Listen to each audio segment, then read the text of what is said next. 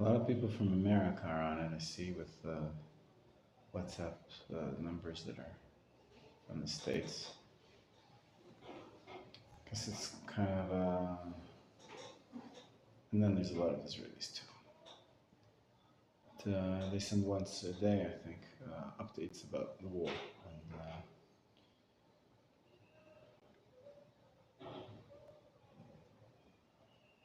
if you're interested, let me know. I'll send you the link. You are interested. And how do I do this? Send you. How do I say this?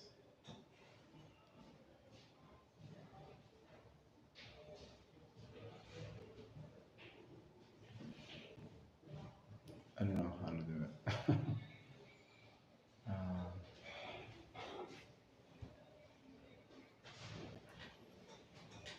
If you can do Hosafa, I can just add you, I think. So I don't have your number. If I can add you, then I'll do that. Be done. Well, how about you, Israel? You're interested in getting some news in English to a WhatsApp? Because I don't know where you get your news from usually. This seems to be like a pretty good group. They don't, once a day, sort of like a summary. Would you want me to add you to this group of updates? You don't understand what I'm saying? There's a WhatsApp group where they send news once a day about Israel. Would you like to be added to the group? There's a WhatsApp group. Let me show you. Here, it's updates, and then every day they send something like this. What happened today in the news? I see. Are you interested in getting something like that? Yeah. How? You send it to me? I'll send it to you. I'll just add you to the group. I think that's the. Look it up. Add you to the group. Okay. Israel. There we go. Israel Benava.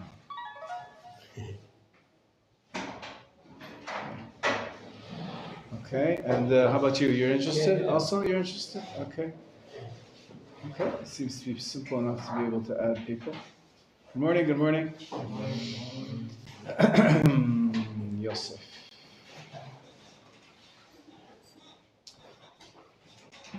What's your name? And I guess once you're in, you can add other people as well. So, good morning. Let's get started. If everybody could grab a Siddur, something I'd like to do now every day, B'ezrat Hashem, just to not ignore that we're in the middle of a war. Pass me one Siddur as well. I noticed that not everybody knows the song. It's a pretty simple tune, but it's a beautiful prayer. Turn to page in the Siddur. This is a Ashkenazi custom to recite this after Kriyat Torah. On days that there's Kriyat Torah, it's this little prayer at the end of Yehi Ratzon. It's page 230 and 231 in the Koren Rav Kook Siddur that we're using. At the bottom of the page, we ask for a number of different things. For Hashem to restore our temple. May He keep destruction and plague away from us. May preserve the sages and their families. May we hear good. Let's start about 7 lines from the end of the page. The last Yehi Ratzon is Yehi Ratzon Milifnei Avinu B'Shamayim. May it be the will of our Father in heaven that we may hear and be given good tidings. You may have heard this greeting. A lot of people say this greeting when something bad happens or something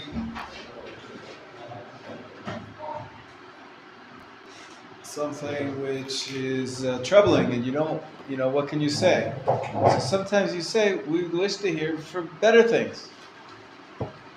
So you can see it here in the text, Besorot tovot, shenishma v'nitbaser besorot tovot. A besorah is a tiding. Okay, shenishma, maybe here, v'nitbaser besorah. Nitbaser, besorah, it's the same word. To be given these tidings, besorot tovot, good tidings. So when you're discussing with your friend, maybe that, oi, did you hear that there were 9 additional soldiers that fell? So you can respond, besorot tovot, may we hear good tidings. So that's here on page 230 and 231, 6 lines from the end, 5 lines from the end. You see it in the middle of the line. Shenishma v'nitbaser besorot tovot. Can you see that? Also, you can continue, the sentence continues, the prayer, Yeshuot v'nechamot, may we hear not only good tidings, but also salvation and consolation, and may our dispersed be gathered from the 4 corners of the earth. Amen. This is a series of 4 Yehiratons. May it be your will, may it be the will of your Father in heaven, of our Father in heaven, to do these 4 different things. And the last one became, as I said, like a catchword, like a greeting that people use to say when you hear of not good tidings, somebody died, you can say, Besorot tovot, may we hear good tidings. Okay? The last paragraph is what I wanted to teach you, and hopefully we'll sing it every day. Acheinu, Kol Beit Yisrael. I think they sing it here in the yeshiva sometimes. Maybe it's Sudash Lishit. In our shul, whenever we have like a communal prayer for the sake of the soldiers, for the sake of the captives, it actually mentions in this prayer the captives. Our brothers of the whole house of Israel, Acheinu Kol Beit Yisrael, who are in distress or in captivity, Betzara or Veshivya. Shivya is captivity, and as galling as the concept is, over 230 men, women, and children are in captivity of Hamas. I mean, essentially, you could say also the entire people of Gaza are in captivity of Hamas. Some of them willingly, some of them less willingly, but in any case, we are primarily concerned right now with releasing our citizens, our people, Acheinu Kol Beit Yisrael, the brothers of the whole house of Israel, who are in distress or in captivity. But you see that who are in stress. Stress can include many other types of difficult things, whether they're sick, or whether they're in distress because they need a better job, or they don't have a place to live. All kinds of distress. It's sort of like a catch-all prayer. And it's for everybody, for all of our brothers. It's a unifying prayer. And where are these people? Ha'omdim bein bayam bein bayabasha, whether on sea or on land. I guess people don't live on the moon yet, so you can't say if they're living in the atmosphere or outside the atmosphere. But and here, of course, we have the captives. They're probably on land and under land in the underground tunnels. What is our prayer? What is our prayer? Hamakom yirachem alehem. Who is Hamakom? Hashem. That's right. It's a nickname for Hashem. Sometimes we call him Hashem Yud Kei Vav Kei. Sometimes we say Elokim. Sometimes we say Shakar. Sometimes we have very different names for God. We all refer to the same one God. And sometimes we refer to him as Hamakom. Does anybody know another place where we talk to God and we call him the place? Kind of a strange name. Megillat Esther. Excellent. Mordechai says to Esther, Revach v'atzala ya'amod la'yudim mimakom acher, from a different place. And the traditional interpretation is that it's a reference to God, even though the name of God is not mentioned explicitly, even once in the Megillah. Surely it's the central record that we have of the Purim story that we read. It's a mitzvah to read on Purim. Probably that's a reference to God. Good. Where else? One second, I'll take questions in a minute. First, I want to understand the words. Hamakom. So on the Haggadah Shel Pesach, we have in the it's part of the Seder, we say Baruch Hamakom Baruch Hu. Almost all traditions have this line, and we speak about God. We say Baruch Hamakom. And most famously is there's one other time on Yom Kippur, the beginning of Yom Kippur, we say Al Dat HaMakov, Al Dat HaKahal, the beginning of Kol Nidre. And most famously is perhaps what people know, the Ashkenazi rite anyways, is when you visit somebody who's mourning, and you want to console them or comfort them. The standard text in the Ashkenazi custom is you say Hamakom Menachem etchem. May God console you. But we use this term for God. We say Hamakom Menachem etchem. B'toch Sha'ar B'nai Tzion Yerushalayim, together with the rest of the mourners for Zion and Jerusalem. Anyways, here too we use the term Hamakom. Why do we call God the place? Anybody? Well, here the translation is like all present. All present. Good. Like omnipresent. Or it could be, I don't know, Zion. Like, well, he's the place. He is the place. So it actually says, I believe in Pirkei Avot, that Hu mekomo shel olam ve'en ha'olam mekomo. God is the place of the world, but the world is not his place. God is the place again. God is the place of the world, Right. but the world is not his place. This is the concept of Echad. Yeah, what does that mean? That God is one. Only exists God because everything comes from Him. Right? And Everything comes from him. Everything is like a flow. The Sefirot came from Him. Every Okay. person is like a small part of Him, but no one is Him. Yafeh. Yafeh. That's right. If you take the idea, and the Kabbalists do take this idea to the extreme, they say it's not only that everything comes from God, God created it. So we have two entities. There's God, and then there's the rest of the world.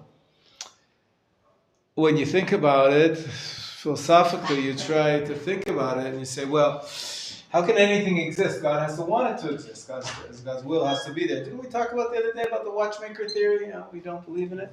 Because God is always with us, even after He creates the world. So God is always ever present. So is there just two tracks? There's godliness and the world, but the world has godliness in it. So how do we work that relationship? So some people say, Yosef, you've heard this before? Some people say that we actually exist within God. That's what we say. God is the place of the world. Like we all live in a place. The place is what contains us. The place is what holds us. What place is really... and there's many different levels of approaches philosophically to the extreme that some people even say that this world is an illusion. It goes to the modern science experiments of, the brain in a vat. Right? All of existence is really thought up in a brain, but the brain itself doesn't even exist. So we're all within God's mind. So I'm not suggesting that that's standard Judaism, that we don't exist. Usually we say I'm going to make a bracha now on food. I'm going to taste it. We can't ignore our senses.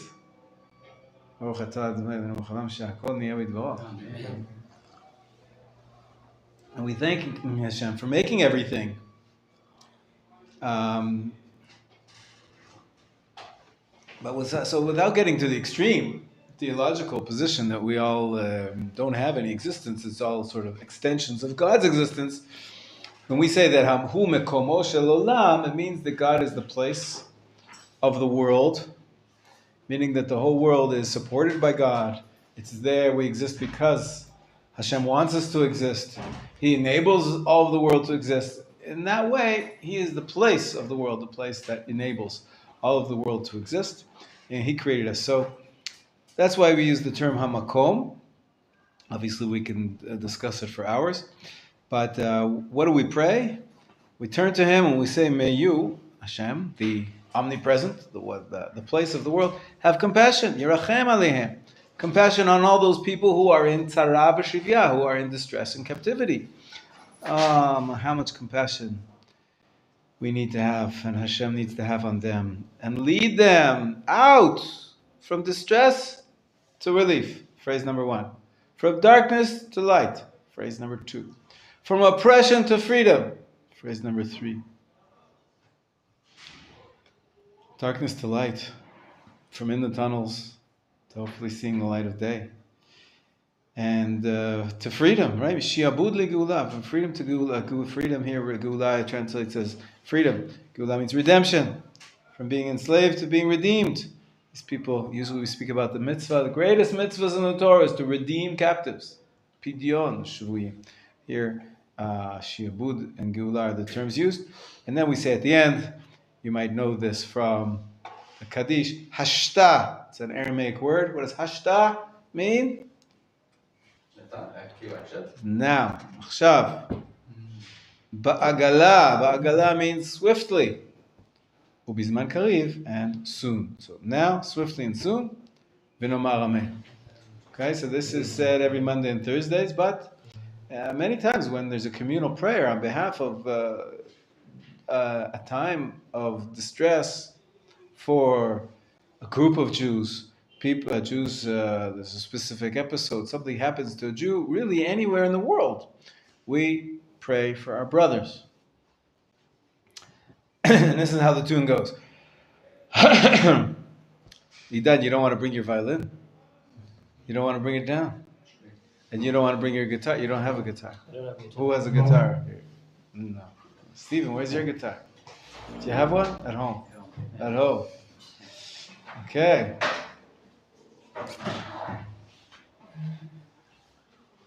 The last paragraph? The last paragraph. Yeah.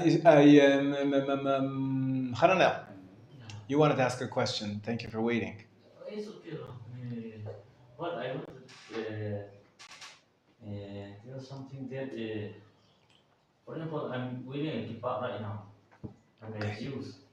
And then when someone point me a gun and I saw from in front of them, and then can I took off my kippah and then can I tell I'm just a Christian or something like that?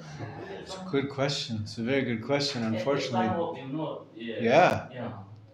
Can I say it? Yeah, it's a very good question. It's a horrible question, a horrible thing that we should have to be in such a situation. But believe it or not, it's not a new question.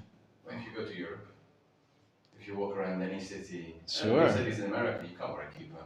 I mean, Right.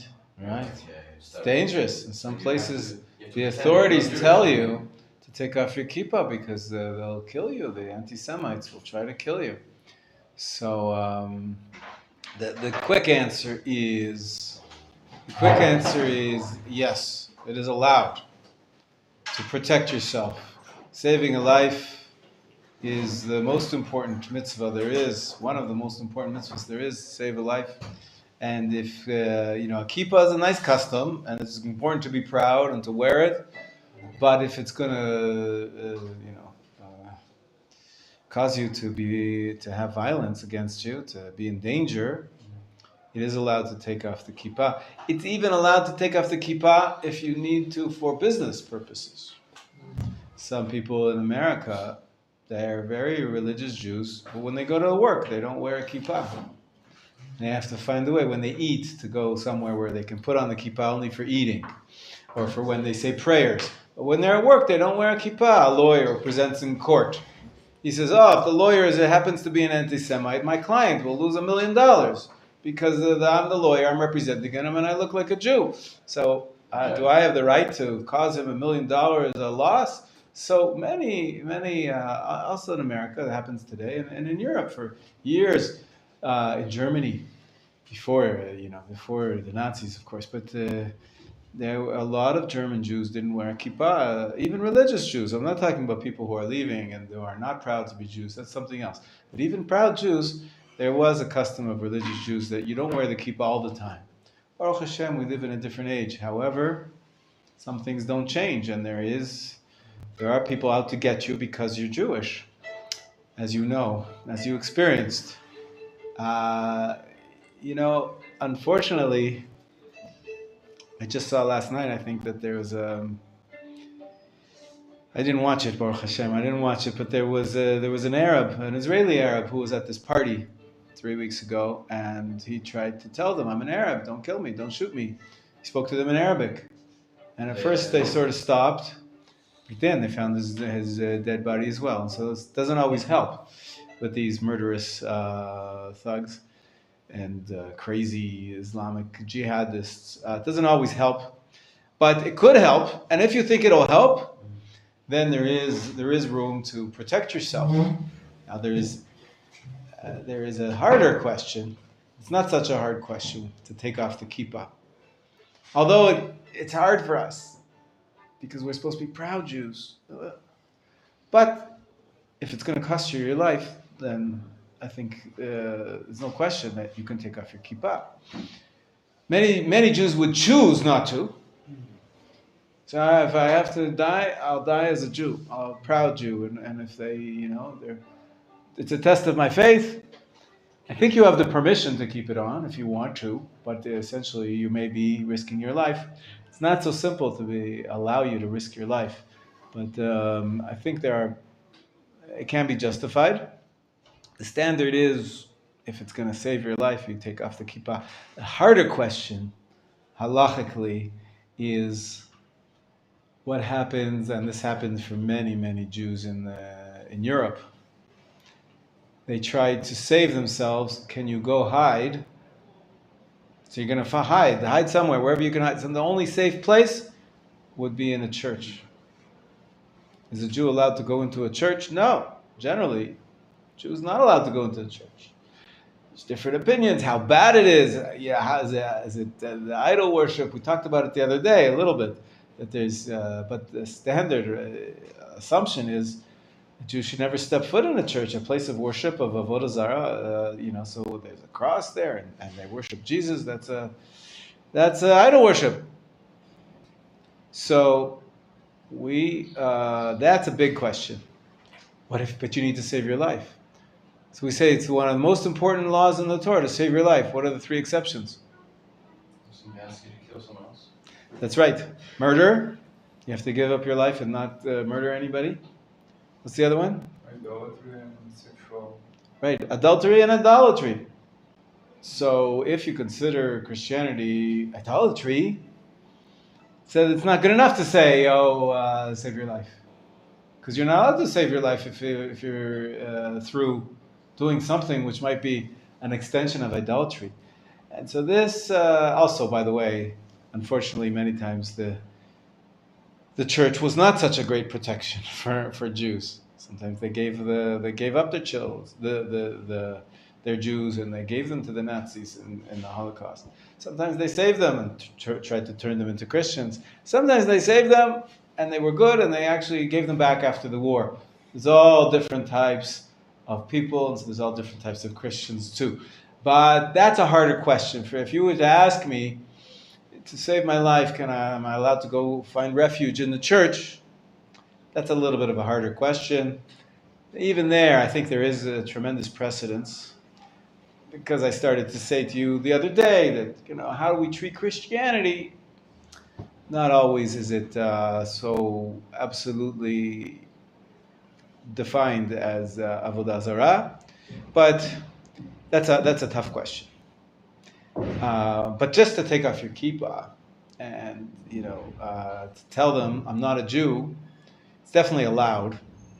There's a big there's a midrash of Chazal when Moshe left Egypt, ran away from Egypt. Remember that? Moshe ran away because he hit the Egyptian, and he ran away because they were going to kill him. And he gets to where? Midian. And he right away tries to protect the persecuted. Who was being persecuted in Midian? The daughters of Jethro. The daughters of Yitro, exactly.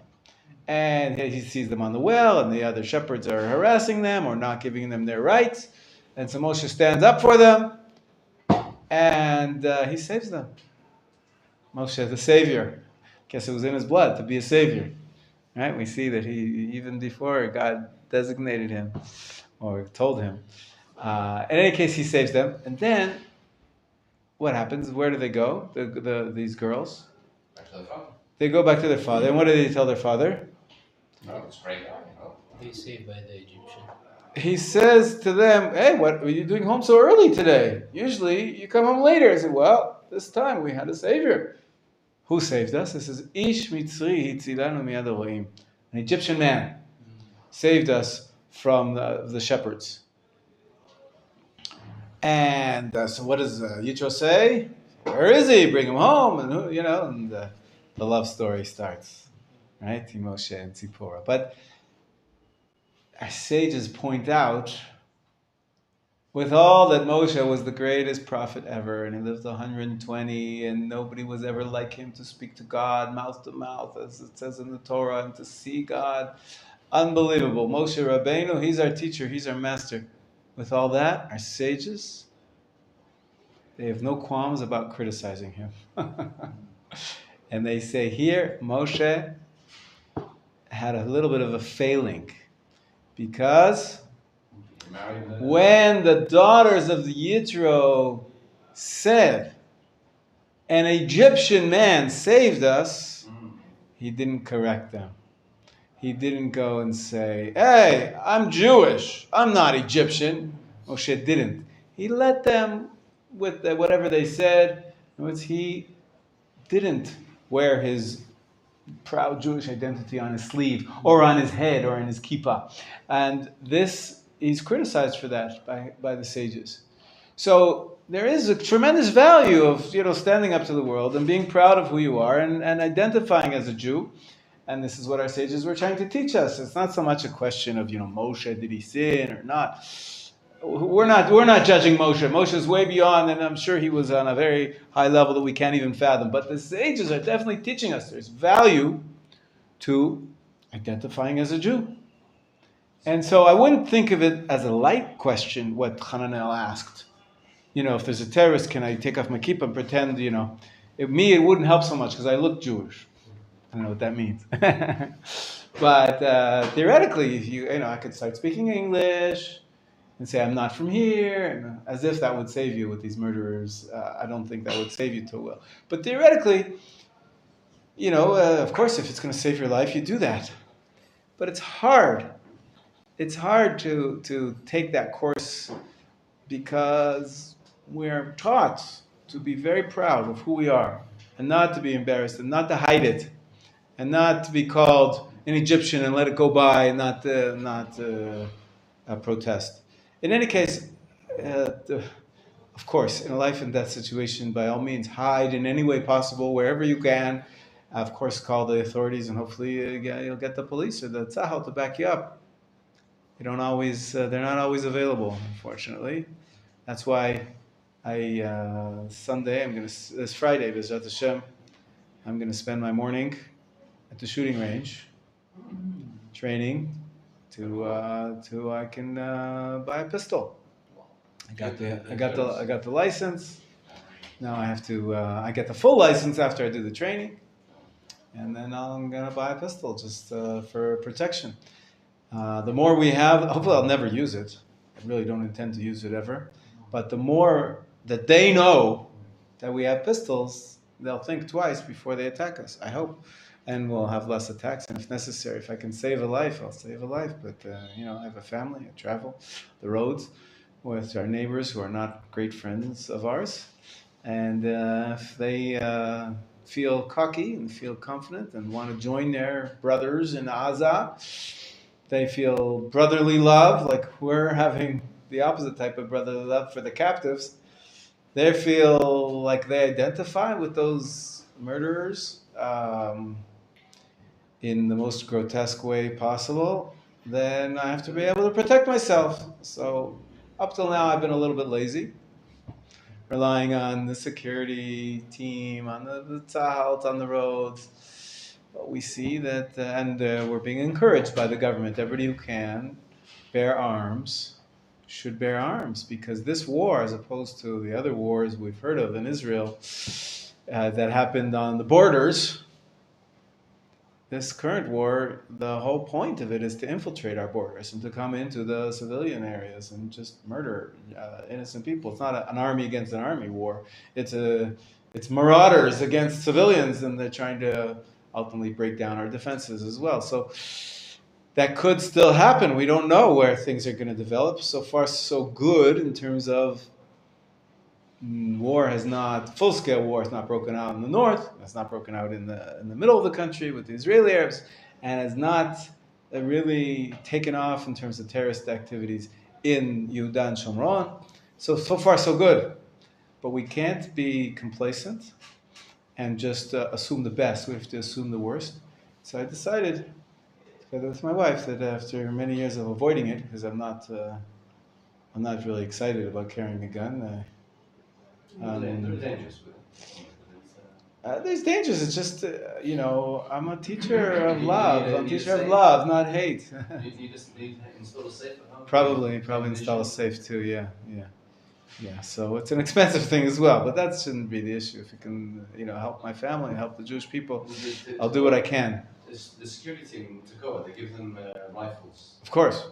Yeah, they just beefed up the team in Tekoa in the last few weeks, like by 100-fold, But there is a first responder team, and they have a plan, and they have a commander, and they know what they're doing.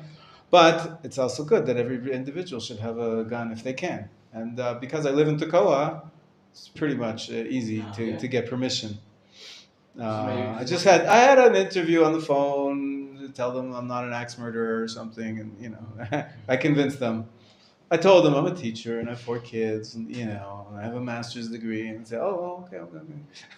And as I said, it's everybody's interest that we have more and more guns for protection, because if the masses of Arabs that we live among, if they turn on us actively, then it's a numbers game to some extent. There's only so many soldiers, especially the IDF is built on reserves.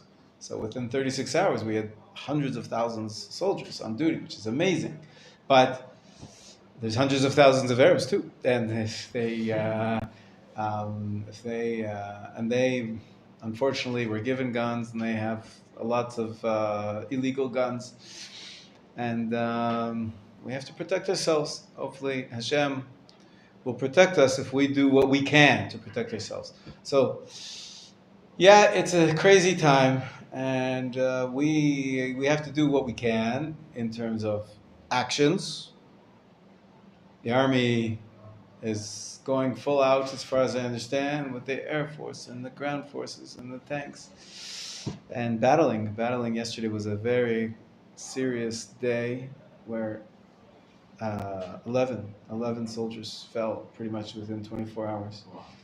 9 in first 2, and then another 9 in tanks and Givati. And if you want to know what to do this afternoon, if there's no Opan or something, you just take a 20-minute walk to Har Herzl. Every day there's a military funeral of a military cemetery. It's right just down the block. And there's 1 train ride or two train stops, and you're right there. This afternoon I know for sure there's one for a fellow called Lavi Lifshitz. Yesterday, Roy Wolf is in the same place buried. And we're all kind of down today a little bit because of the news. Yesterday we were all on an up, because there was 1 hostage which we managed to do an amazing release operation. Seriously, this is like Entebbe. It was like the great, victory of Israeli to release the hostages.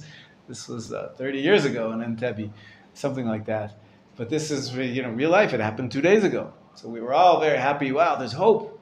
And the hostage was alive, Baruch Hashem. Maybe the rest of them are also alive, and maybe we can get them out too as we get smarter and manage to figure out a way to do it. But Today we're more down than up because of these young 20-year-olds, mostly 20, 19. The soldiers, they were soldiers in the Givati Brigade and the tanks. And so what we have to do throughout is not to forget that we're at war, even though we are, thanks to them, we're able to learn Torah here in Jerusalem, to sit in our class and to study and to grow. But we also have to pray for them and dedicate our Torah learning to them and to the souls of the soldiers that fell and the other citizens that fell earlier. So this is what I want to teach you, and I want to sing with you every day. B'ezrat Hashem, page 231 at the bottom, and you'll pick it up. Yes. Question. Good question. About the kippah. Yes. The kafeli and the chichif defined from the Torah. Mm-hmm. But the kippah, Custom. yeah, it's custom. Custom. Not a biblical law, not a rabbinic law either. Oh. It's not obligated. That's why I said, if there's a good reason, like I said, people in business, they don't want it to hurt their business, you can take off the kippah. It's allowed. Yeah, it's allowed. Today, in the modern world, the kippah has become very important because we identify as religious, we identify as Jew by wearing the kippah. But in terms of the halachic system, it's not an obligation. How to first time at the kippah? How long the time? How to how to say 這個 kippah 係點樣出現嘅？即係喺個我哋 Oh, it started when When did it start? The custom? Yeah. Very long time ago. The Talmud relates that there was a mother of one of the great sages who always kept his head covered from when he was a baby. She said, the reason for this is because I want him to always have the fear of heaven upon him. As it's a religious practice. If you have the kippah on your head, you'll be reminded that there's a God above you. So it goes all the way back thousands of years. But it doesn't mean that it was a common practice of everybody. This was one pious woman with her holy son who became a holy sage. But it's not like everybody wore a kippah. In those days, they probably wore a kafiyah or something. And there is an idea that there's a concept of wrapping your head. Like the talit. And where it says that the dayanim should sit with their heads wrapped up so that they have the fear of heaven when they're adjudicating a case. So the custom of covering your head is very, very old, ancient, but not for everybody. For everybody, that every Jew covers his head, I don't know. I think in the Middle Ages it became very common that we only pray. For prayers, we have to cover our head. But the daily use that everybody covers their head, it's definitely hundreds and hundreds of years, but it's not ancient. It's not like from the sages, the time of the Talmud. But in the modern era, it's taken on more importance, I believe, because you should wear a kippah and you should identify. You should be proud to be a Jew, and it should also help you, impact you to behave better. When I grew up, when I was a kid, our teachers told us, when you take the bus to school, you better behave nicely. Don't be too rowdy and loud, singing songs or bumping into people. You know what they said to us? You know why? Because you're wearing a kippah. And people are going to look at you and say, oh, look at those Jews and how they behave impolitely. So you have a responsibility if you wear a kippah. You represent God, represent the Jewish people. It's a very big responsibility, but it's a privilege. It's a privilege, and of course, it's a good thing. We want to be more responsible, not less. I want to be held to higher standards. I hope I meet them. I don't always. I have to do tshuva. But you see when you're driving in your car and you cut someone off by accident, or you're speeding because you need to get somewhere and you don't give the right of way just because you had a bad day or something. you're wearing a kippah, they're going to look at you and say, well, those religious Jews. You see that? And nowadays, unfortunately, we have within the society this conflict between religious and secular, and we have to be more careful that we don't fan the flames of that hatred.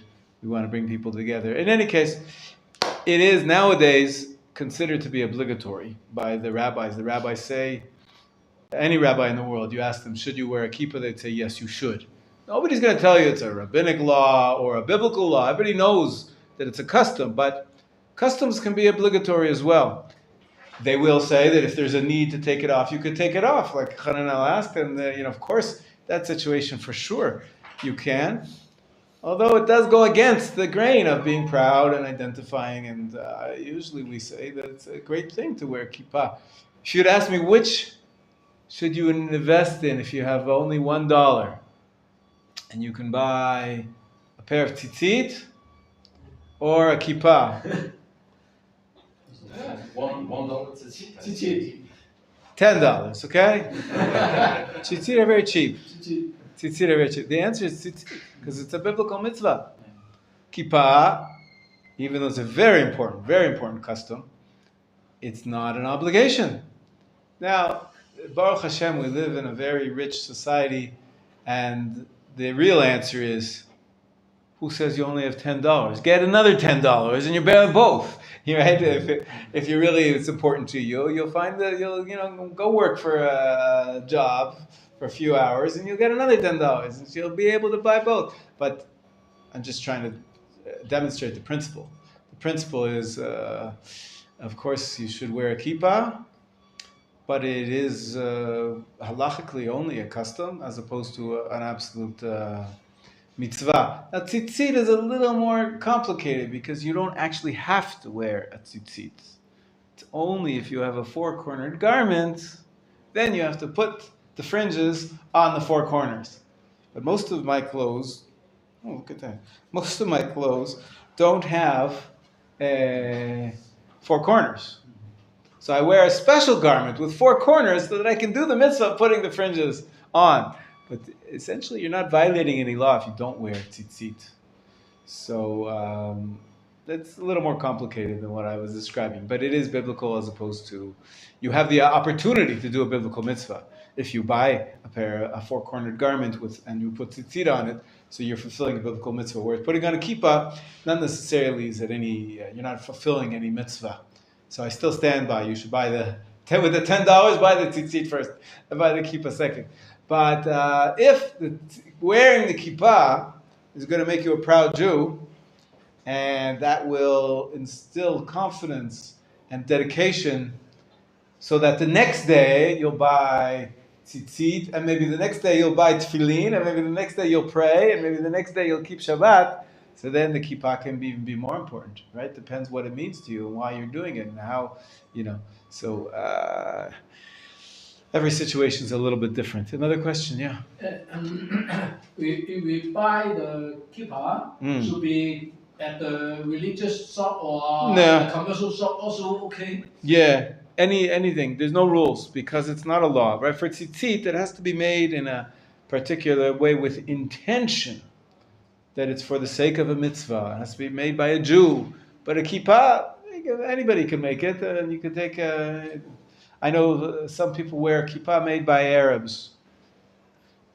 Maybe even designed for Muslims.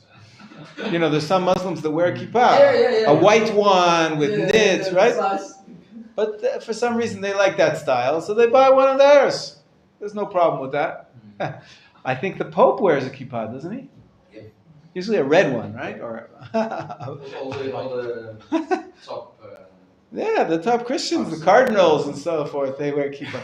So a kippah, so if it was designed for avodah zarah, that could be a problem. You don't want to take anything that was designed for avodah zarah, you don't want to get close to it. But if it's just a kippah, most kippot, do you know where they're made? Where are most kippah made? Where? China. Of course they're made in China. Everything that comes from China is cheap. And so they have, also in India, there are villages who entire villages will sit there and like the handmade ones that have to be handmade. So a Jew went over there, taught them how to crochet a kippah the way this particular group likes crochet kippahs, and they, cost them a penny each instead of here. You ask a Jew today, I'll charge you 100 shekels or 50 shekels. So businessmen, they know how to get things done. So it's all kosher. They're all kosher. You can wear anything for a kippah, so as long as it's not from Avodah Zarah. But yeah, it doesn't have to be made by a Jew in particular. And the kippahs, some people say different color, different style, and different meat. Some people say the color, like they just learning, like Hasim. Some people say this kippah very aggressive. I don't know. Some people say I don't know. Yeah, he's very aggressive. Yes. Some people the white color, they talking about some. Right. I don't know. Right. Yeah. Different communities. Different communities. Different communities, different kippahs. Hey, look at him. He's got a pom pom on top. He's got a pom pom on top. How many different many or This is You got all day. in some ways, this is our greatest sin. The downfall of the Jewish people is that we break off into small groups and we're separate from each other, and everybody thinks that I'm the best, then they're the worst, and then we even have different uniforms. We have different colors kippah, different types of kippah, velvet kippah, a leather kippah, a kippah made from cloth of this kind, crocheted kippahs, black, white, all kinds. Every little subgroup tries to give itself an identity and a style of dress, style of speech, and what's accepted in the community. It helps galvanize the community. It's good. It's identity building, and it helps you identify. You dress. It's a statement of being connected. So in some ways it's a good thing. On the other hand, there's all these divisions. When the terrorist sees you wearing a kippah, Shouldn't. That's the president. Shouldn't. I don't think they make a difference whether you're wearing this kind of kippah or that kind of kippah. And to make the distinction, I'm not comparing the two. When a secular Jew sees somebody wearing a kippah, he doesn't know all these fine differences between this type of religious and that type of religious. These are religious Zionists and they do go to the army. And these are black kippah and they don't go to the army. They don't know. Some do. It's been 50 years already. So there is people learn about the differences, but most they don't know the difference, whether it's this kind of kippah. And so we waste our time with these silly external things too much. But listen, I'm guilty of it like everybody else. I wear my style kippah because I identify as a religious Zionist. And I don't wear the other kind of kippot. Sometimes I do, but usually just on Purim.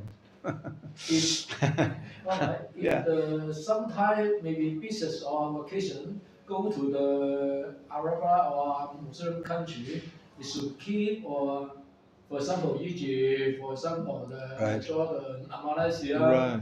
Sure. Should keep the kippah. That's similar to Hananel's question. In other words, if you're traveling, like we were saying before, in Europe, they tell all the Jews in the Jewish community, the most religious Jews, say on the street, wear a hat, baseball hat, a cap, something that's not identifiable as a Jew, because it's dangerous. So if you're doing it for the sake of safety, it's allowed for sure, especially if you can wear another hat. You can still say your brachot on your food while you're wearing a hat, and you don't have to be bareheaded. But some people don't go because they say, I don't want to have to take off my kippah. I want to be who I am. I want to dress how I dress. I'm proud of who I am and what I do. And if that means if I go to that country, some people say, well, I'm going to go anyways, and if they try to beat me up, I'll beat them back. Some people say, no, obviously, if it's dangerous, I'm not allowed to endanger myself. You're not allowed to put yourself in danger. So I'm going to have to take off my kippah, so I won't go. But if you live there, so you have no choice. So then, of course, you follow whatever the instructions of the security people are. You're allowed to take it off. Yeah. So you're asking me, can I put myself in a situation? I want to see the pyramids. I don't know. I want to see. I want to see some sites in a country where I know that there's a lot of anti-Semitism. So let's assume, without the issue of leaving Eretz Yisrael, let's assume you're allowed to leave for a good reason. It's a good reason. You want to, you have to go for business, or you have to go because you need the vacation, whatever it is. Well, without getting into the issue of leaving the land of Israel, let's say you're allowed to leave the land of Israel for a good reason. And it's to a country where it's not safe to wear a kippah. So then, yes, you are allowed to take off your kippah.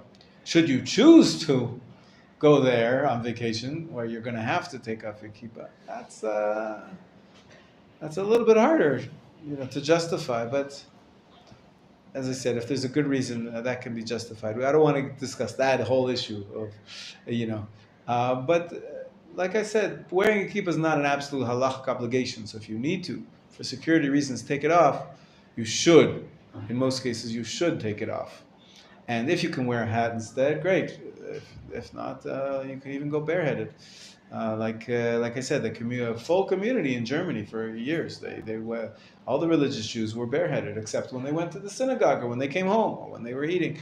And in America too, until today, it's like that. Many religious Jews don't wear a kippah to work, including the new, as of yesterday, the new American ambassador to Israel, Jack Lowe.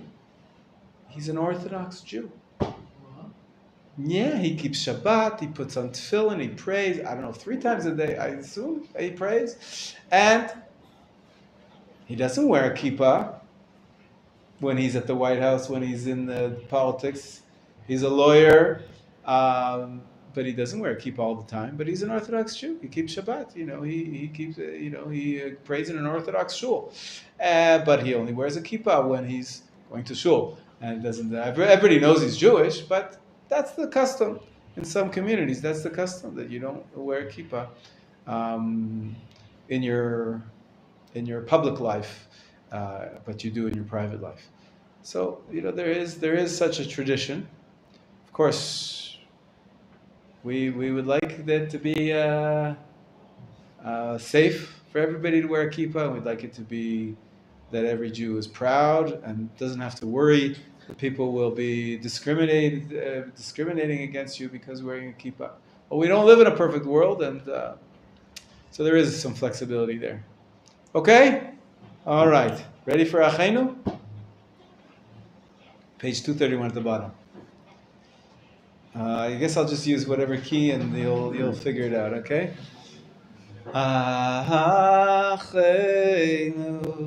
kol beit Yisrael. Again. Achenu kol beit Yisrael הנתונים בצרה ובשביה העומדים בין בים ובין ביבשה. That's part 1. I'll do it a little bit lower. אחינו כל בית ישראל אחינו כל בית ישראל הנתונים בצרה ובשביה העומדים בין בים ובין ביבשה. Okay, got that? We'll do it one more time. Again, from the top. אחינו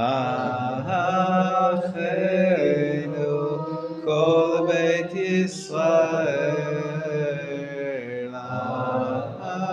אחינו כל בית ישראל הנתונים בצרה ובשביה העומדים בין בים ובין ביבשה. We're getting it? One more time. Acheinu kol Beit Yisrael. Acheinu kol Beit Yisrael. הנתונים בצרה ובשביה, העומדים בין בים ובין ביבשה. Okay, got it. Now the second part goes like this. Hamakom Yerachem. It's a little bit high. Maybe I'll go with a different key. I don't know. Let's try. Hamakom Yerachem, Yerachem Aleihem v'yotzihem mitzara lirvacha umeafela leora umishirbud ligeula ashta Bagala uvizman kari. That's the second part again. Hamakom Yerachem, Yerachem Aleihem v'yotzihem mitzara lirvacha umeafela leora ומשיעבוד לגאולה השתה בעגלה ובזמן קרי. Okay, you got it? A little bit high. Hard to sing so high, but there's... Sorry? We don't say, it's not part of the song. So we leave it off. I'll find you a link to it. I'm sure you could find it on YouTube, on Spotify or something. This tune is very popular. It goes back up 30, 40 years at least. One of the Jewish groups came up with it. I don't know who composed it, but it just caught on. It's a nice tune, and the words are, of course, appropriate when our brothers are in distress or captivity. It hasn't been practical for very long. Every once in a while, we've had one captive, we've had another captive, famously Gilad Shalit, 15 years ago, and there was other captives, Ehud Goldwasser, and over the years there's been here and there. Famously, Nachshon Waxman was kidnapped, a soldier, and he was killed while the IDF was trying to extract him in an operation, but they were not successful, and other soldiers were killed as well. But so every once in a while there was a period of where we have to pray for our captives. The truth is, maybe we should have been praying even before this horrible Simchat Torah event, because there are some captives. There's bodies that we know of, Golden, and I'm forgetting the other name right now, the soldiers that were captured. The assumption is that they're dead. In Sukitan. Yeah, in Sukitan. And then there was some other citizens which apparently they were not so balanced. No, they were Ethiopians. I think one are Ethiopian, and he's a citizen of Israel, and his family's worried about him. So there are some captives still now. Usually we say captives, we assume they're alive. Whereas with the soldiers, those two soldiers, we're pretty sure that they're not alive.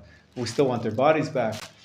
Anyways, if not now, when should we pray for captives? So we'll do it one more time. I'll try to find a better key. It's easier for me to sing. Maybe we should, let's try to start even lower. Acheinu kol Beit Yisrael, Acheinu kol Beit Yisrael, הנתונים בצרה ובשביה, העומדים בין בים ובין ביבשה. Mashon Acheinu Kol Beit Yisrael Acheinu Kol Beit Yisrael Haneturim B'tzara ובשביה העומדים בין בים ובין בים השם. המקום ירחם עליהם ויוציאם מצרה לרווחה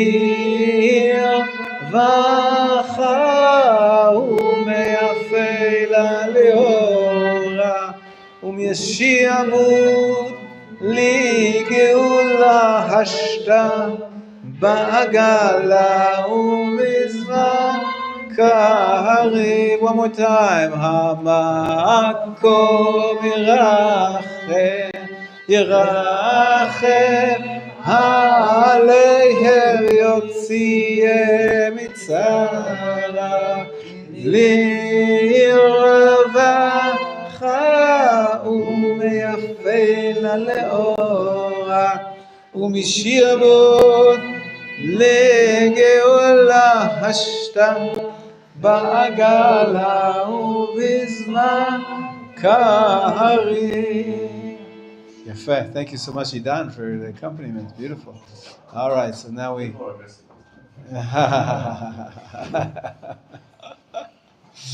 Yeah, there's all sorts of stigmas, but different kippas, what they mean.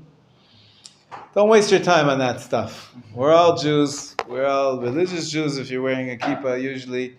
And we have more in common than we have that divides us. Seder, okay. Let's go back to our Hilchot Shabbat. Yesterday we learned the laws of Borer. Open up our books, Pnei Halacha, the laws of Shabbat. We spoke about the different types of separating that's prohibited, that's permitted. And we're going to discuss now, next chapter, talks about food preparation. We're going to skip that. We're going to go to some halachot which have to do with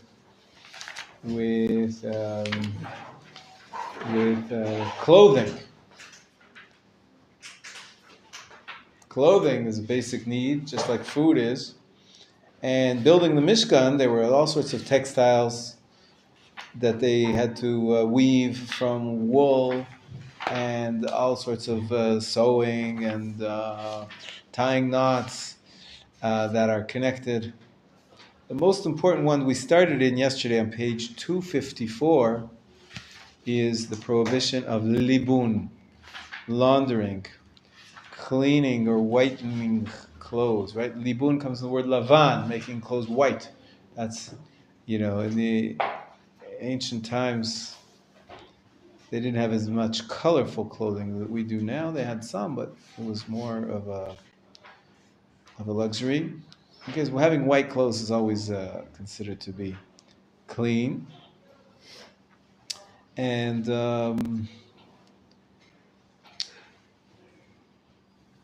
there's a few stages of the process of laundering. Let's read it at the bottom of page 254.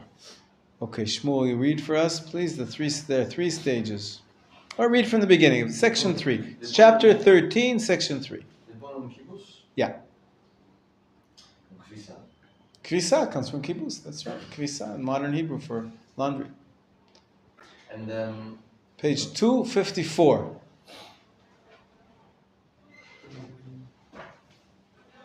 Go ahead, Shmuel. Libun and kibbutz. The malacha of libun is cleaning wool or linen and whitening it before making it into clothes. Kibbutz, which refers to washing clothes, is tolada on this malacha. Toladah, we said at the beginning that when we speak about the laws of Shabbat, if you look at the title of this book, it says there are 39, we've been saying categories of work. That's the translation of the Hebrew word avot. 39 avot melacha. And the sages teach us that for every av, an av, the abba, for every father, his children. Toladot. Toladot. The children are the subcategories. Also derived from the same family, you could say, of this type of work. And also the toladot are also forbidden from the Torah. So kibbutz, whether it's raw material that you're cleaning or it's clothing that you're cleaning, they're both prohibited from the Torah. And one is the name we use for the av melacha, for the father. The overarching category is called libun, but kibbutz is the word we use for the subcategory, the toladah. Okay.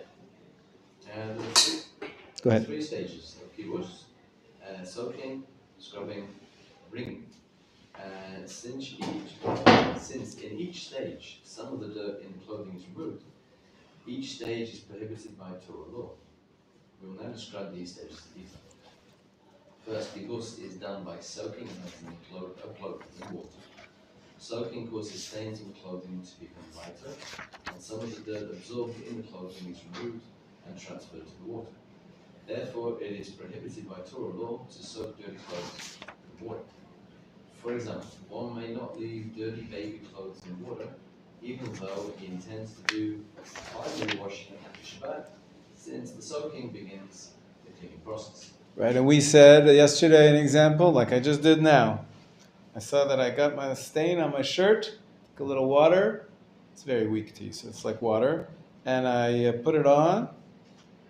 Just putting water on a stain is prohibited. It's one of the 3 stages of laundering. You're not allowed to soak a stain. It can be a big challenge because you know that after Shabbat, after 24 hours, it'll have a harder time to clean it, to get that stain out. But you have to sacrifice for Shabbat. Cannot violate the Shabbat, even if it means that maybe you'll have to pay more to the dry cleaner. Or maybe you won't even be able to get the stain out. There's some stains which will not be removed. We don't violate the Shabbat, even if I'm going to have to buy a new shirt. And if I take my shirt and put in the water? That's exactly what we just read is prohibited. You cannot put the clothing in the water, even though you're not putting in soap, even though you're not scrubbing it. That's stage 2 and 3. We're going to read it in a second. Stage 1 is also prohibited on Shabbat. Okay? There's a debate whether it's biblical or rabbinic, but bottom line is you're not allowed to soak or to put water on a piece of clothing. That's considered laundry. Go ahead, Shmuel. That's stage 1. Go ahead. Right. Second stage is scrubbing the clothing while it is still wet. This is the main phase of kibbutz, because through the scrubbing, the dirt that is stuck to the clothing is removed, disappearing into the water. The third stage is wringing out the clothing and removing the water it absorbs. When the water is wrung out of clothing, the filth that was transferred to the water is removed as well. Since a little bit of dirt comes out with each wringing, it is prohibited by Torah law. Even if clothing got wet in the rain, one may not dry it out by wringing it out, since this will definitely clean it somewhat at all. To ensure that one will not end up wringing out anything out, the sages forbade picking up clothing that is soaking wet. Despite this, one may continue wearing clothes that got wet in the rain. This permission even extends to a case where one had taken off his wet clothes if he has nothing else to wear. He may put them back on. If he has nothing else to wear, he may put them on. However, one may not move them around for no reason. Okay, so we talked about this, the third stage yesterday. We said you're not allowed to wring out the towel, you're not allowed to wring out, because of that, even your hair. We don't want you to wringing it out, because it's part of the laundering process. And so this is a problem. Yeah, even your hair. Some people, you have short hair. Some people with long hair, they actually, they squeeze the water out of their hair. Yeah. Yeah. It's not clothing, it's true, but you can see that it's the similar idea where you have liquid which is trapped inside a material and wringing it out. It's only rabbinically prohibited, but it's prohibited by the rabbis. And we said yesterday, you weren't here, it was Tuesday, that's why one of the reasons we don't shower on Shabbat. Usually we shower before Shabbat and after Shabbat, but not on Shabbat. And there's a lot of problems that could be violated if you shower on Shabbat. One of them is wringing out your hair or wringing out the towels because the towel gets very wet and you want to wring it out. You might forget it's Shabbat and wring it out. So we don't usually bathe on Shabbat. There are exceptions, of course. There are exceptions, but we'll talk about that when we get to that chapter. Now we're talking about clothing. All right, let's continue to the next page. Here we had a demonstration yesterday about how to clean off a table or how to wash dishes. So here he has a section, pretty much says what we suggested yesterday. If you look at the top of page 258, how to pick up spills, how to absorb if you have a big spill. He says 3 solutions. One is use multiple towels. So each one absorbs only a little bit of water. It's no concern that it'll wring them out. Or use a cloth that's not generally wrung out. That's when we use a napkin or paper towel. You just pick it up after it absorbs the liquid and throw it out. Or so you see 2 people could work together to mop up. First they should place a towel on the water. And then it can pick it up and put it on a bucket. And 2 people, it takes you away from a rabbinic prohibition. Rabbinic prohibition is if you're one person, you'll forget about Shabbat. But if you're 2 people, one will remind the other.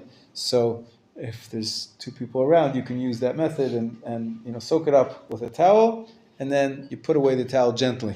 But best is, of course, to use the magav, the squeegee, which is rubber and doesn't absorb any material, and then you could just squeegee the water out of the house or wherever it is. Okay, and if you're going to use a sponge to wash dishes, don't, unless it's a very special sponge. You weren't here yesterday. We were saying probably you were thinking on Shabbat, how could the rabbi be washing his dishes with a sponge? Well, the answer is because it was a special sponge with a supervision of the rabbis. It had a kosher stamp on it. It says this sponge can be used on Shabbat because it doesn't retain any liquid in it, and you're not really squeezing it out of the material. It's just sort of a useful tool to scrub with. You could use a plastic bag to wash dishes. You could use a glove. There's many different solutions, but you're not allowed to use a textile that's going to absorb liquid. Most sponges absorb the liquid and then get squeezed out, so we don't do that. Okay, we're going to skip ahead. And sometimes it happens that you get a stain on your clothing on Shabbat. So look at page 261, section 8.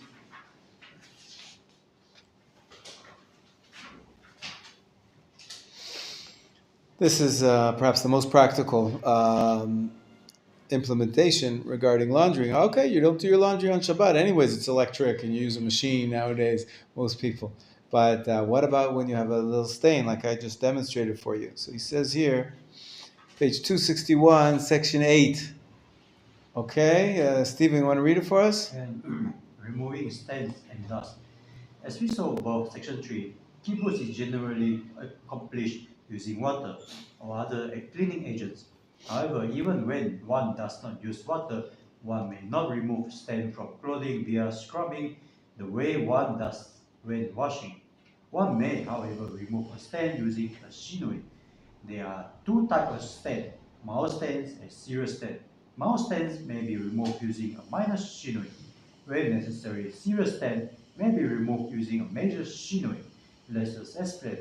A mild stain is one that would not prevent the clothing owner from wearing it in public. The sages forbid removing such a stain by scrubbing it in the way one normally would. Then, when when hand washing it. However, one may remove this kind of stain by scrubbing it in an unusual ways. Therefore, one may try to remove the stain by scratching it with a nail or a knife. After taking a brief break of a few seconds duration, he may scrape at it again. This is because as long as he stops between the attempt, he does not resemble scrubbing clothing to wash it. Similarly, one may not remove the stain with one scrub of a dry rag or handkerchief. If necessary, when pushing for a few seconds. After pausing. After pausing for a few seconds, one may rub the stain with the rag a second time. As long as the scrubbing is not constant, it is not considered the normal way to wash clothing. I remind you, we're only talking about dry. Using a dry, you have a stain, you dropped some chicken on your shirt. So you want to take the chicken off. You want to take it off. Or there's a ketchup, right? And so you don't want this ketchup to be on your clothing. So you can use a knife, scrape it off, or your fingers, all dry. You're not allowed to add water. Not allowed to add water. That's what we said before. But you're still allowed to clean up a little bit. Sometimes the stain is not as obvious as ketchup or chicken. Sometimes it's you just have some crumbs on your shirt. So you can brush it off. You could, as long as it's not a serious scrubbing activity, you can remove them. However, go ahead. If the stain is so severe that one would not wear the stained clothing publicly, the stain may not be removed by scraping it or rubbing it with a rag, because this is exactly how one would remove such a stain during the week. There are even Rishonim who maintain that doing so is prohibited by the Torah law. If, however, a major shinui is used, the poskim disagree whether there is still a rabbinic prohibition to remove the stain. If necessary, we rely on the opinion of those who are lenient. Therefore, at the time of need, such a stain may be removed with a major shinui. For example, one could rub the stained clothing that he is wearing against a door, closet, or bed. Alternatively, if he is wearing the stained clothing, he may rub or scrape away the stain by taking the sleeve of the stain and using the other unstained sleeve to rub or scrape it off in a way that does not resemble normal scrubbing. If the stain is thick, most of it may be removed by scraping it with a nail or a knife, or by rubbing it with a rag, as long as the entire stain is not removed this way.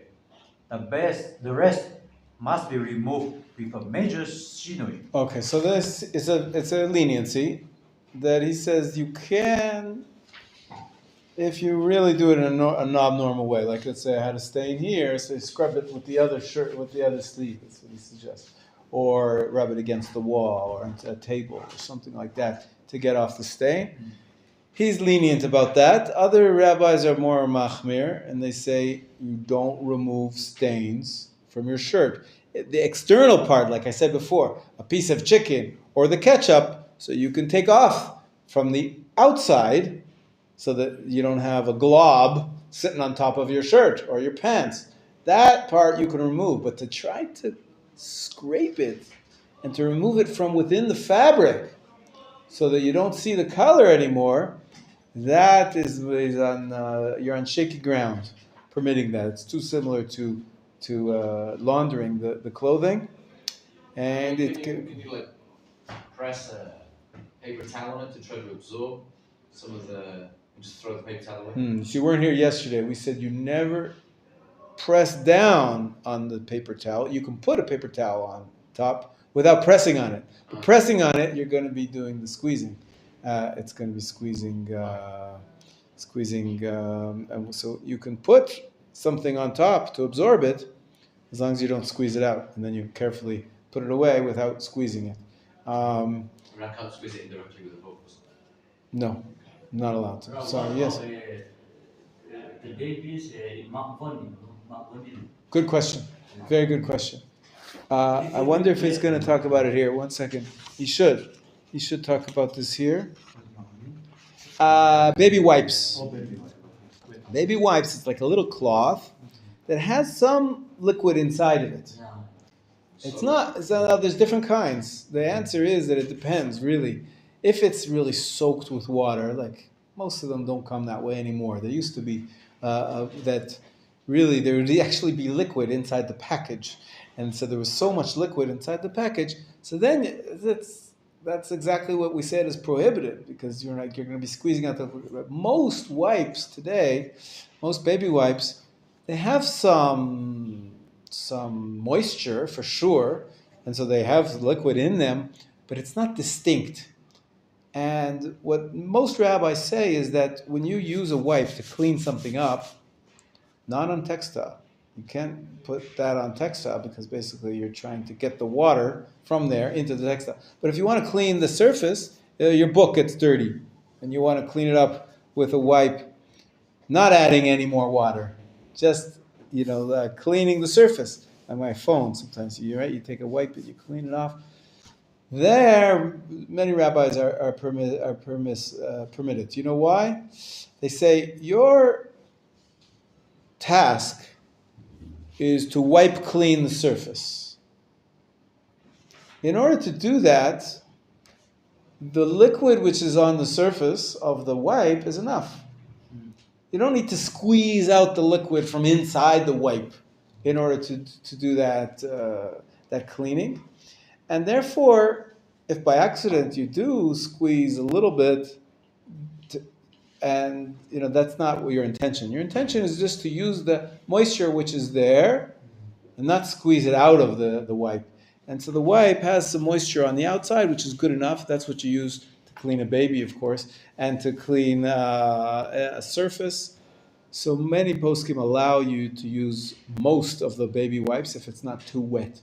And still, you should not press down hard, because then you're really, you're doing exactly the squeezing out of textile, which is part of the laundering. But usually, you're not intending to squeeze it hard, and you don't need to squeeze it hard because there's enough moisture before it dries out, obviously, when it comes fresh out of the package. Closed package, it has enough moisture on the outside to do the job, and so you're allowed to use a baby wipe. It's very convenient, actually, to use these wipes.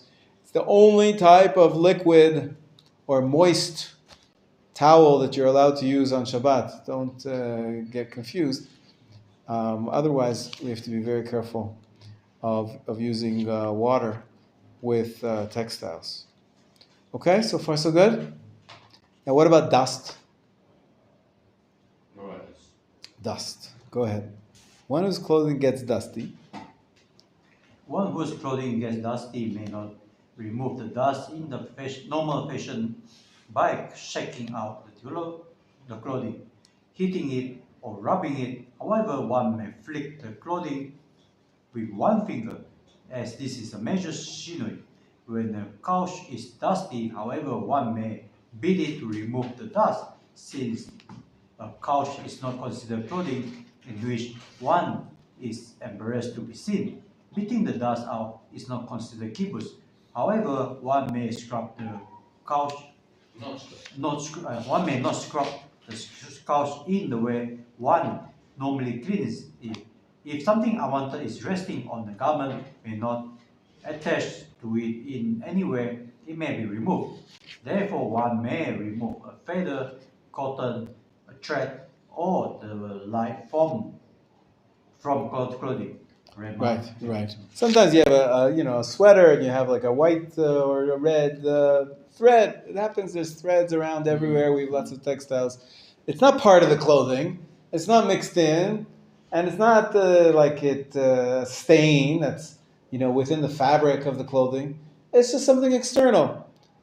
It's not what we learned about yesterday. It's not a mixture. You have to be careful and say you're not allowed to separate the bad from the good. That's if there's a mixture. If it's one thread on top of a sweater, that's not a mixture. That's just one thing on top of the other. Like I said to you with the books, usually we see that's one book on top of another book, not a mixture of books. So that's what he allows here.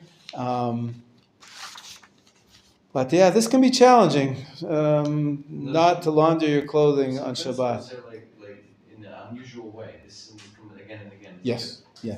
Goes back to the first day when we learned about it, the laws, the principles of the melachot of Shabbat. He said that it has to be defined as a melacha from the 39 categories of work to build the Mishkan. And we said when they built the Mishkan, there was a phrase used, melechet machshevet. It has to be intentional work.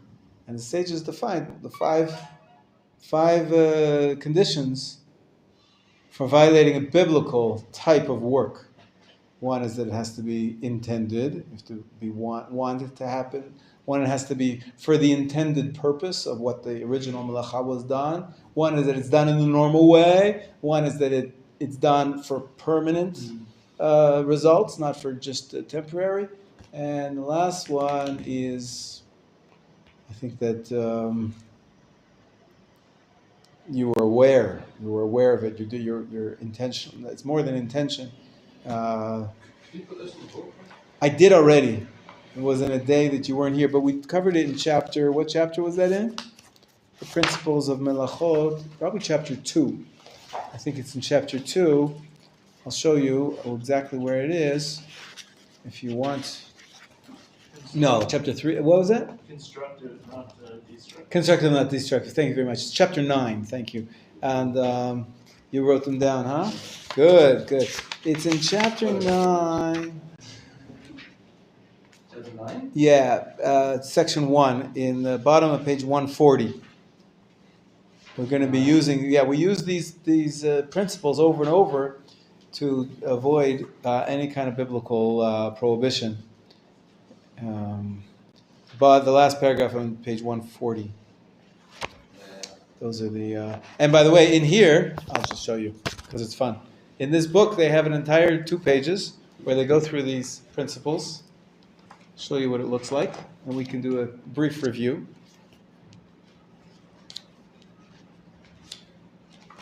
Here we go. Melechet machshev.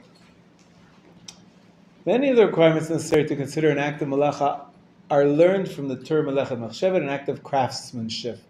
That's the translation. An act of craftsmanship, which is derived from a Torah passage discussing the Mishkan. We establish the requirements necessary. If these conditions are not met, the malacha is only rabbinically prohibited. Condition number 1, kavanah. The opposite of kavanah, that's intentionally planned. You want to take off the branch off the tree. You're not allowed to take off branches of a tree. The opposite of that, which would not be fulfilling that requirement, is mitasek. Hey, he's just stretching his arms. And by accident, without even thinking, wasn't even planning to take off anything off a tree. His arm hits it by accident. It unintentionally, it tears off a branch. So that's not going to be a biblical violation. This would be.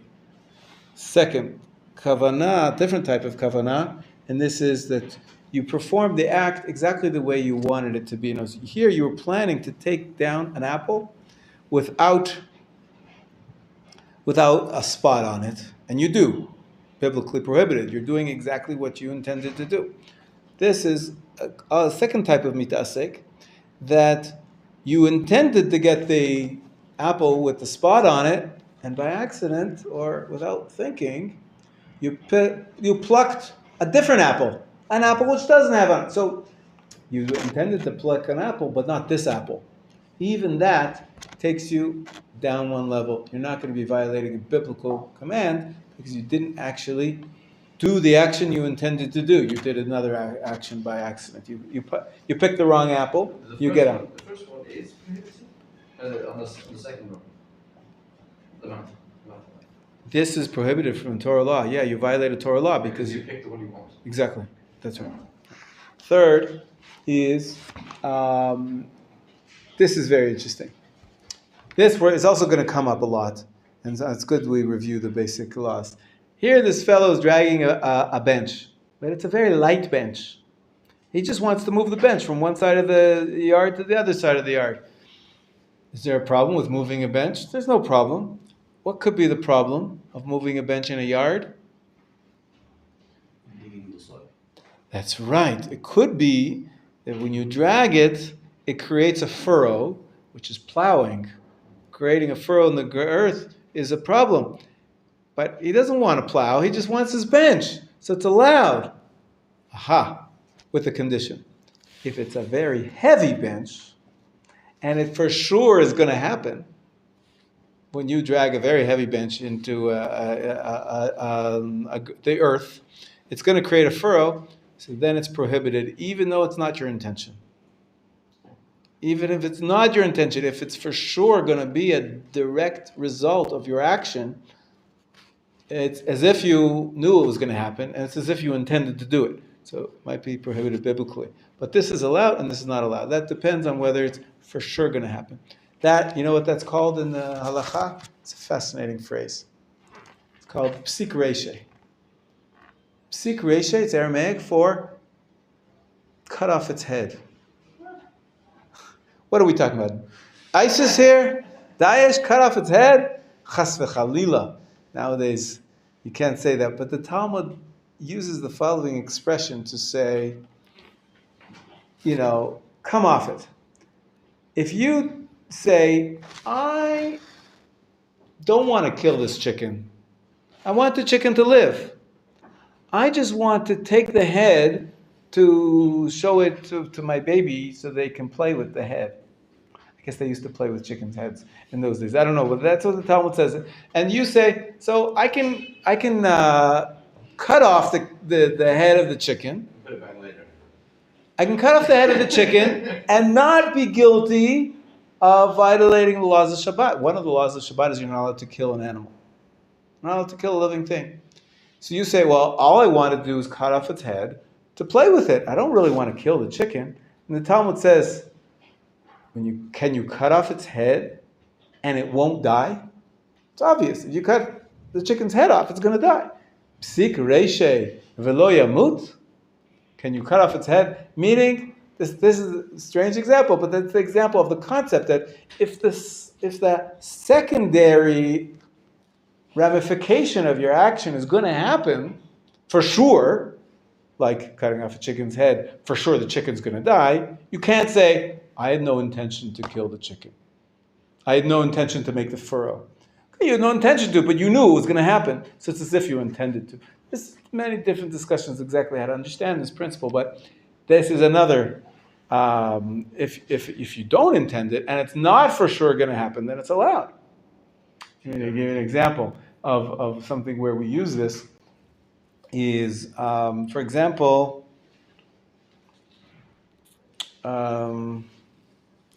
if you don't remember, if you turn the light off in the fridge, some fridges have a light that every time you open the door, the switch gets activated and the light turns on. So you can see what's in your fridge as you're taking things out. So you have to turn off that switch. Some people, in the olden days, we had to put a piece of tape on it. Nowadays, the fridges are made with a special switch so you can turn it off. It's very, people know all about GE in America. I had a whole team of engineers trying to work on the fridge for halachic reasons, with other things, not only the light. But the light is a classic one. Now, let's say every Friday afternoon, one of your jobs is to turn off the light in the fridge so you can use your fridge on Shabbat. Let's say you're not sure. You forget whether you covered the light switch with a piece of tape, whether you put it on Shabbat mode or not. So it's doubtful whether it's going to happen. I'm going to open the fridge now on Shabbat. It's a doubt. It could be it'll happen, could be it won't happen. Now, do you really, when you open the fridge, why are you opening the fridge? To get your food. You don't really care about the light going on or not. So that's like an unintended consequence of your action. So as long as it's not for sure going to happen, it's allowed. You can open up your fridge, get the food. Now, the problem is, let's say you open up your fridge and you took your chances because, yes, shalom. I can't even see from the distance without my. Can you tell me if you cut off a chicken's head, is it gonna die? Sikresha. That's right. Sikresha to the what? That's right. Exactly. It's a well-known phrase. Which do we use the word inevitable?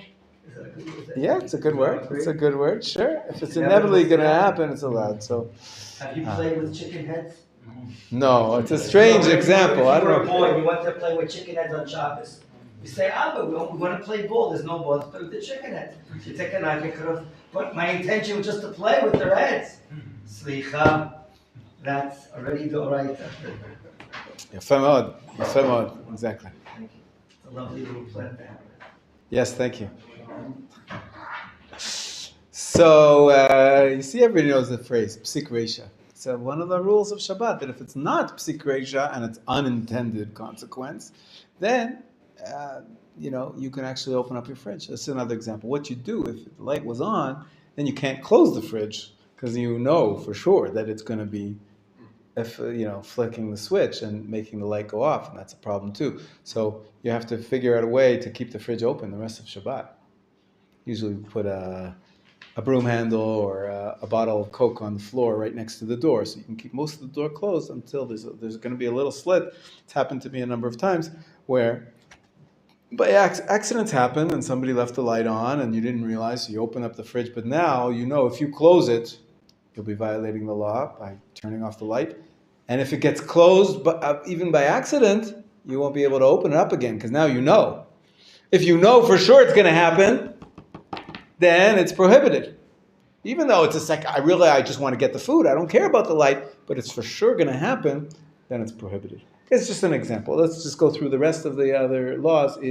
This is when you dig a hole, the original intention of digging a hole in the Mishkan, in the Midbar, when the Jews were in the desert, was to put something in the hole so that you can plant the tree in the hole. But this guy, he's digging a hole not to use the hole. He wants the sand. He wants to make a sandbag, maybe for protection from the terrorists.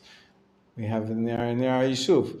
The first few days, all the youth, because there was no school for the first few days, all the youth were busy filling up sandbags. Now we have by every checkpoint and every gate, there's sandbags on top that protect the soldiers that are there on patrol, etc. Anyways, if you don't do the action for the original intent, it also brings it down a level. It's not going to be biblically prohibited, but only rabbinically prohibited. Last one is the original intent that was in the Torah. In the when they did the actions to create the Mishkan, to build the Mishkan. Those are the intentions. Those are the actions that we're patterning after. Next one is Kedarka. This we did speak about. Usually you carry something in your hand. Here he's carrying it on his foot. Isn't that cool? So he's not doing it in the normal way. Okay? That's Achar Yad or Shinui. Sometimes we call that Shinui. There's three more here. One is only a constructive action because he wants to put in a pipe, fix the pipe, so that's a construction. But this guy, he's just destroying for no good reason, and that's not a constructive purpose, so that's not biblically prohibited. The last two, mitkayim, it has to be permanent as opposed to this guy's writing in the sand. That's not permanent. That's gonna, it'll blow away within a few minutes. So that's not only rabbinically prohibited as opposed to biblically. And the last one here is two people doing it together. We just mentioned this. That if there's like with the towel, we spoke about it. The towel there is a little bit different because it was about reminding each other. But here it's biblically, it's a derivation that the action is usually only done by one person. One person has to do the complete prohibited action to be liable, as opposed to if two people do it together, and if it's an action that could be done by one person, so it lowers the level of culpability of each of the two. And so we don't have one person liable for violating the Shabbat. Instead of two people pulling up a carrot, instead of one person pulling up the carrot, they have two. And that's called chatzi melacha. Each one only does half of a prohibited action of work. And so these are the categories. That's it. That's it. That's the yes. Most cases comes the rabbinic prohibition. The one exception was this one. It's actually permitted. Like I told you, you're allowed to open the fridge when there's no psik reisha. There's no for sure consequence that's unintended. So then it's even allowed. But all the other ones, the way that you could take a look at this book, they have a notation system. If it's a biblical prohibition, they have I think they have a picture of a Torah scroll, and if it's rabbinic, they have a picture of a scribe, of like a pen, and if it's permitted, they have the hand, which is just a hand, a finger pointing. That's permitted. So they have a notation system, and it's used throughout the book. We'll stop here for today. B'ezrat Hashem, we'll continue the laws of Shabbat tomorrow with good news, good tidings. How do you say that? Bisarot Tovot. Have a great day.